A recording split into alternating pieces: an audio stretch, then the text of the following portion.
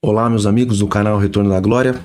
Que bom nós estarmos novamente aqui para juntos estudarmos a palavra de Deus e também nos prepararmos para o breve retorno de Jesus. Amém?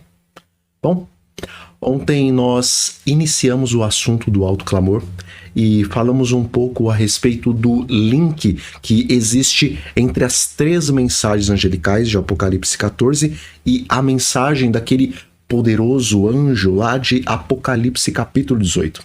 E nós chegamos à conclusão de que o anjo de Apocalipse 18, ou seja, a mensagem do alto clamor, na verdade são as 3 mensagens angelicais de Apocalipse capítulo 14, só que no poder da chuva serôdia e acrescentando algumas reprovações à segunda mensagem angelical, pois depois de 1844, ano no qual foi dada inicialmente a segunda mensagem para as igrejas protestantes lá nos Estados Unidos, na América do Norte, de lá para cá, estas só têm se corrompido mais e mais.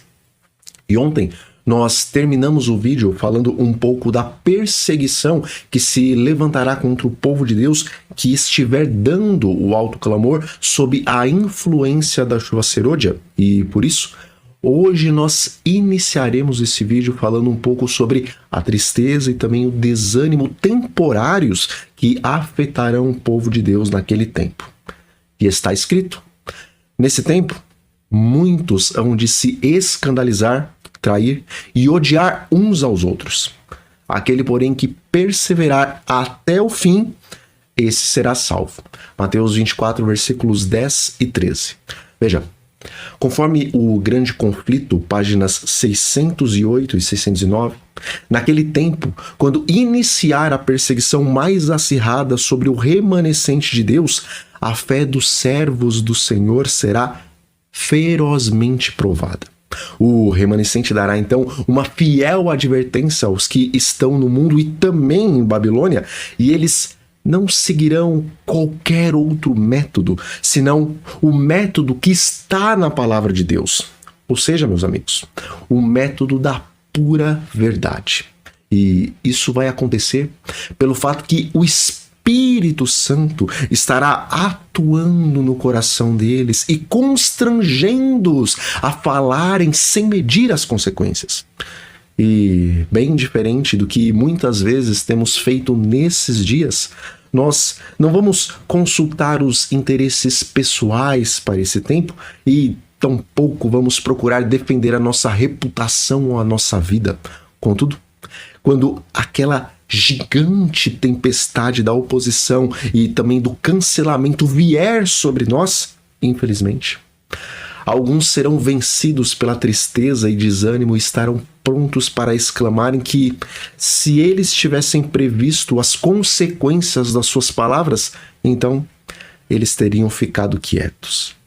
E, irmãos, conforme diz o Grande Conflito, a obra que nós iremos empreender naquele tempo vai parecer estar muito além da nossa habilidade para levarmos ela ao seu término e, cansados pela perseguição e pela aparente impossibilidade de avançarmos, estaremos então prestes a sucumbir, pois o entusiasmo que no princípio do alto clamor encherá os nossos corações irá embora a fim de nós sermos provados.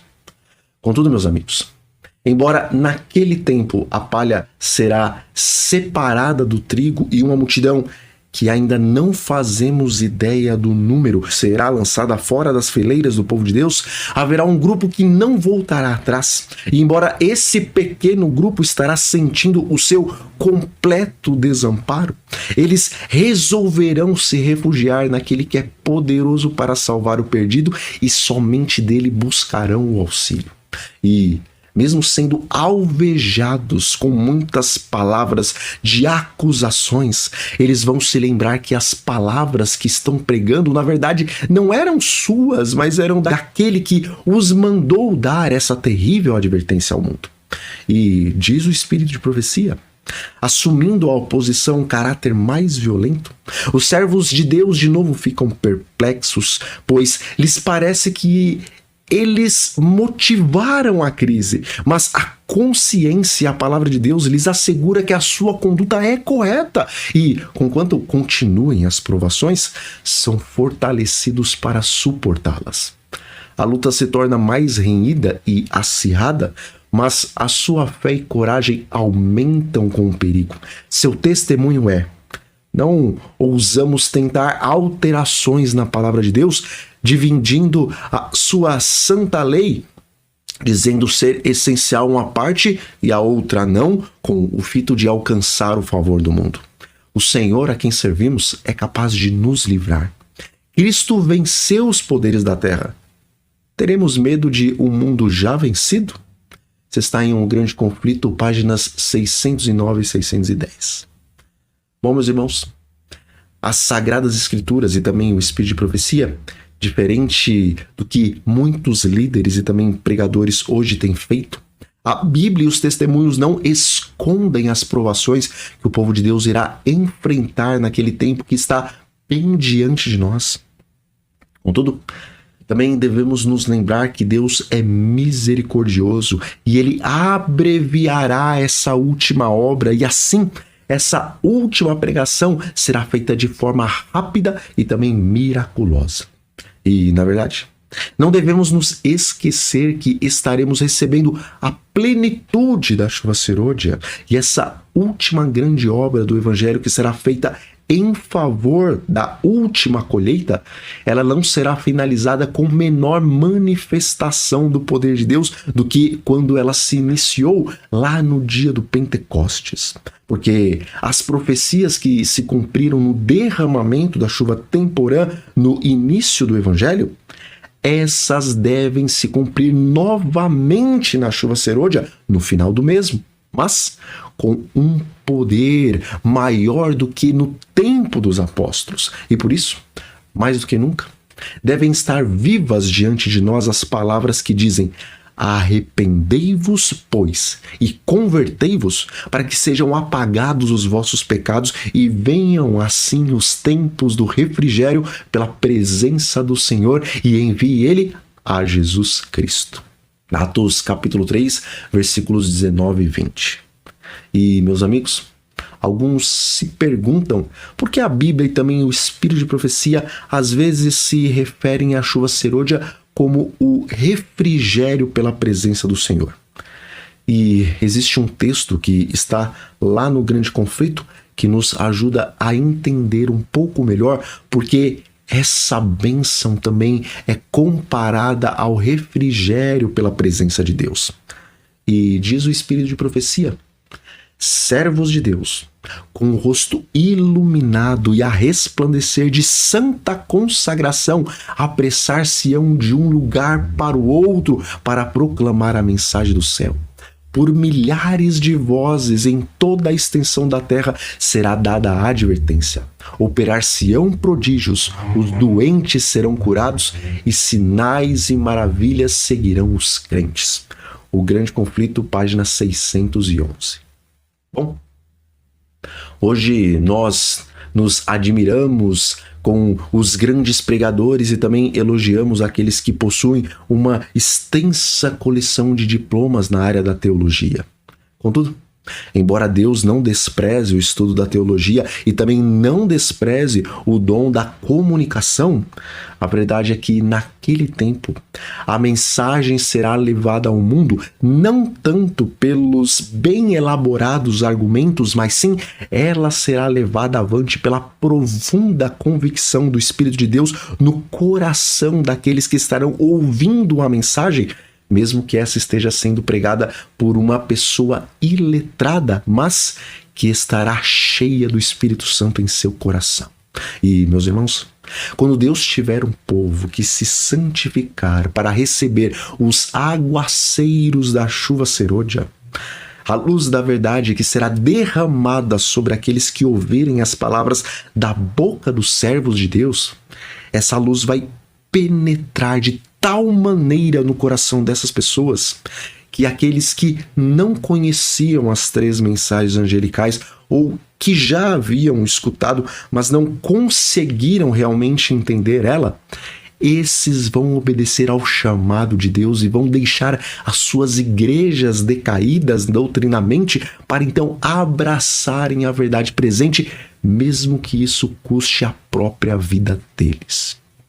E, meus amigos, semelhantemente a como eu falei no vídeo de ontem, essa mensagem que será dada no tempo do alto clamor, ela será direta, sem rodeios e sem métodos humanos para minimizar o efeito da dura verdade aos ouvidos daqueles que estão perdidos. E, na verdade, mesmo agora, nunca nós deveríamos minimizar o conteúdo da verdade que nós temos a fim de não escandalizar as pessoas de fora, pois Cristo nunca escondeu a verdade e os seus profetas nunca minimizaram as palavras que o Senhor deu para eles. E falando sobre a maneira que nós deveríamos apresentar a verdade hoje e também no futuro, diz o Espírito de Profecia: Deus quer que a verdade difícil seja colocada em primeiro plano, tornando-se assim um objeto de estudo e exame, apesar do mau grado e desprezo que muitos lhe votem. O espírito do povo precisa ser agitado. Cada contestação, cada censura, cada calúnia será um meio nas mãos de Deus para provocar a curiosidade e despertar os espíritos que, de outro modo, continuariam adormecidos. Isso está em Testemunhos para a Igreja, volume 5, página 453. Bom, hoje estamos nos vestindo, cantando, fazendo peças teatrais, ensinando e até mesmo tratando os doentes semelhantemente ao mundo e às demais denominações cristãs. E isso com a desculpa de que, se agíssemos de outra forma, nós estaríamos afastando as pessoas da igreja.